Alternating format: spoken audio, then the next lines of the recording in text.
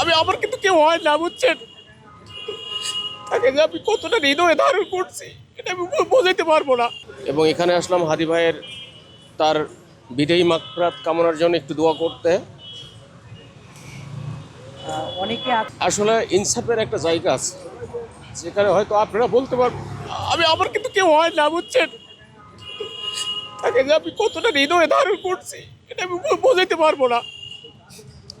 এই দেখেন আমি আমি কথা বলতে পারতেছি না, কিন্তু তাকে যে আমি ধারণ করি, আমি যে একটা ইনসাফের কথা বলবো, আমি ন্যায় বিচার পাবো কোথায় গেলে। ওনার ধরে কিন্তু আমি জাগ্রত হয়েছিলাম যে আমরা ন্যায় বিচার পাবো, কিন্তু আমার সেই ন্যায় বিচার আমরা আসলে পাচ্ছি না, কোথাও পাচ্ছি না।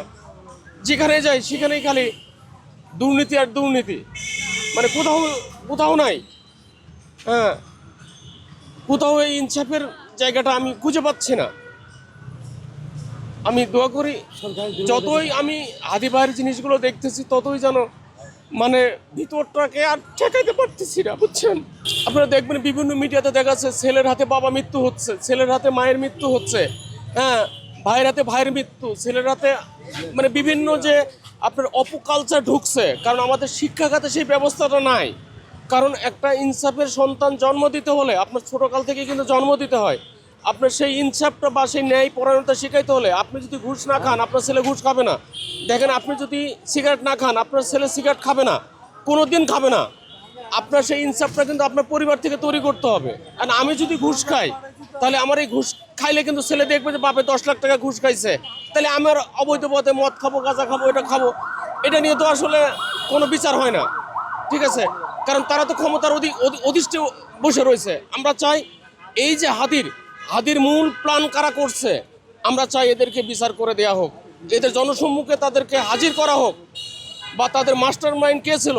গত কয়েকদিন আগে দেখছি ইন্ডিয়াতে ফয়সালের একটা ভিডিও বার্তা হয়েছে, আমি হাদিরে মারতে চাই না, আমার দিয়ে মারানো হয়েছে। আবার দেখছি যে গতকালকে থেকে আর একটা মিডিয়াতে ভেসে বেড়াচ্ছে আমি দুবাই আছি, আমি আসলে হাদিরে মারি নাই, আমাকে ফাঁসানো হচ্ছে।